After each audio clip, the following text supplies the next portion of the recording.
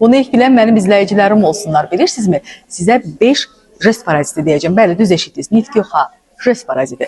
Jest parazitləri hansılardır və siz bunları eləyərkən, hansılarını eləyərkən səhvə yol vermiş olursunuz? Birinci, əgər üzüyünüzlə, saatınızla, kolunuzla oynayırsınızsa, o deməkdir ki, mən özümü rahat hiss eləmirəm.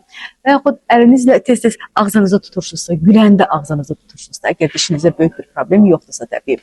Deməli, siz bu danışıqda o qədər də özünüzə güvənmirsiniz.